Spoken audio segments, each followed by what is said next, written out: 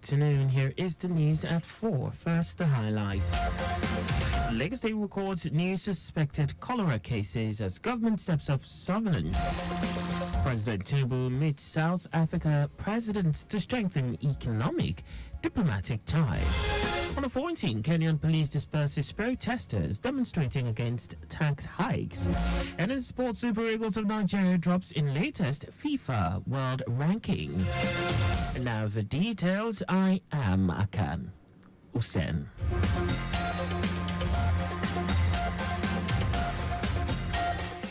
Lagos State has recorded new suspected cases of cholera, with figures rising from 350 to 401, and the fatality rate increasing from 15 to 21.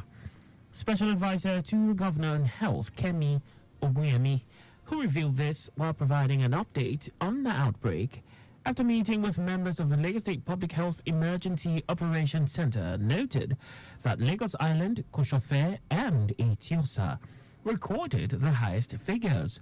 Oguyemi advised citizens to seek medical attention immediately if they experience symptoms such as watery diarrhea, vomiting, abdominal pain, general malaise, and fever, stressing that treatment for cholera is provided free of charge at all public health facilities. She added that the ministry is maintaining rigorous surveillance and implementing planned programs and activities to curb the spread. As part of efforts to expand its operations, Lagos Traffic Radio 96.1 FM has sought a partnership with the Lagos Free Zone LFZ. LFZ and the Lekki Deep Seaport in the areas of adequate and timely travel advisory. General Manager of the station, Tayo Akonle, who led members of the management on a working visit to the LFZ, explained that Lagos Traffic Radio since 2012 has been steadfast in the delivery of timely and accurate travel information and advisory to Lagos residents.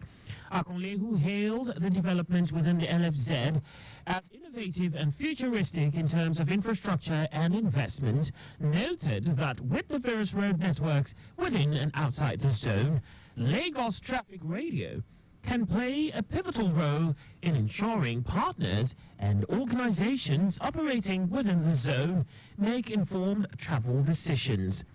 The general manager highlighted some of the achievements of the station, to include a ready-made listenership of 2 million from 800 in 2012 to the live camera updates legacy project, timely updates on flight and railway schedules to waterways live reports and live motorbike incident reports, all hinged on the first pillar of the themes plus agenda of the Lagos State government.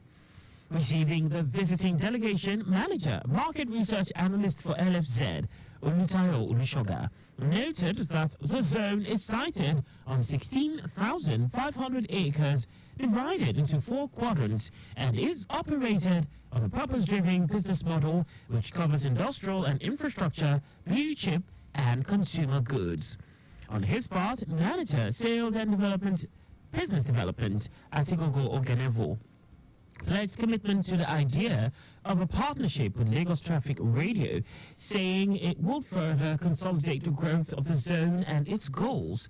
He also hinted at plans by the Lagos Free Zone to undertake the construction of additional road network of roads to prevent congestion of traffic within the zone and the Lekki Deep Sea Port. In the highlights of the working visit, the management team of Lagos Traffic Radio was taken on a tour of the warehouses, factories, and residential areas within the zone, and a tour of facilities within the Lekki Deep Sea Port, which can accommodate 1.2 million containers. The federal government has requested an 18-month extension on the closing date of the World Bank's $800 million palliative loan to boost its social safety net programs. The request comes in the wake of the country's battle against rising inflation and economic challenges. According to a restructuring paper document on the project from the World Bank, The Nigerian government requested for an extension of the closing date of the project from June 30, 2024 to December 31, 2025. The report stated that about 3 million poor and vulnerable households have benefited from the $800 million palliative loan.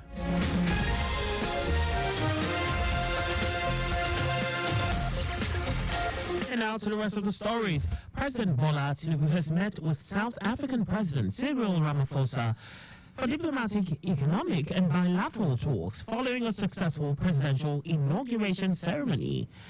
Tinubu revealed on X that the discussions focused on enhancing cooperation and strengthening economic ties between Nigeria and South Africa. He said they resolved to address the country's challenges through robust trade and economic strategies. Troops of 6th Brigade, Nigeria Army Sector 3, Operation Well Stroke have apprehended a suspected terrorist mastermind responsible for the killing of 5 persons at Mararaban Azagawa village, Bali local government area of Taraba State. The arrest followed a June 16, 2024 attack that led to 5 people's death and injury to many others. Army Public Relations Officer Oni Olubodunde said this in a press statement detailing the operation that led to the arrest of the suspected ringleader Hassan Ibrahim, also known as Godu. Olubodunde said in the course of the arrest, troops recovered a Dane gun, cartridges, and a motorcycle belonging to one of the victims. And now to foreign news. Police officers in Kenya have fired tear gas and used water cannons to disperse protesters gathering near Parliament in the capital to demonstrate against planned tax hikes that many fear will worsen the cost of living crisis. Tense scenes played out in Nairobi as hundreds took to the streets in opposition to a finance bill which proposes introducing new taxes and levies that could increase the price of basic goods. The tax increases were projected to raise 346.7 billion shillings, equivalent to 1.9% of gross domestic product, GDP, and reduce the budget deficit from 5.7% to 3.3% of the GDP. Anyway, for more of that now, sports. The Super Eagles of Nigeria have dropped again in the latest FIFA World Rankings. The ranking, which was posted today on FIFA's website, saw the Eagles drop from 30th to 38th in the world and 5th in Africa. Ahead of the Eagles in Africa are Morocco clinching the first position, Senegal in second, Egypt in third, and AFCON champions Cote d'Ivoire in the 4th position. The Eagles' drop could be attributed to the poor outings in Group C of the 2026 FIFA World Cup qualifiers against South Africa and Benin Republic. And that's all for the news. At 4, just before we go, always slow down at road junctions, intersections, and pedestrian crossings. You can follow us on all our various social media platforms. On X, Traffic Radio 961, Facebook, Lagos Traffic Radio 96.1 FM, Instagram, Lagos Traffic Radio 961. On YouTube, subscribe and watch us live on our channel, Traffic Radio 961. You can also visit our website on www.trafficradio961.ng. Did you know that the Sanwo-Olu administration upgraded 2 higher institutions to universities? You can get more details on the Lagos State Government's website. To end the news, here are the highlights of the major stories. Lagos State has recorded new suspected cases of cholera, with figures rising from 350 to 401, and the fatality rate increasing from 15 to 21. President Bola Tinubu has met with South African President Cyril Ramaphosa for diplomatic, economic and bilateral talks following a successful presidential inauguration ceremony. We also told you that police officers in Kenya had fired tear gas and water cannons to disperse protesters gathering near Parliament in the capital to demonstrate against planned tax hikes that many fear will worsen the cost of living crisis.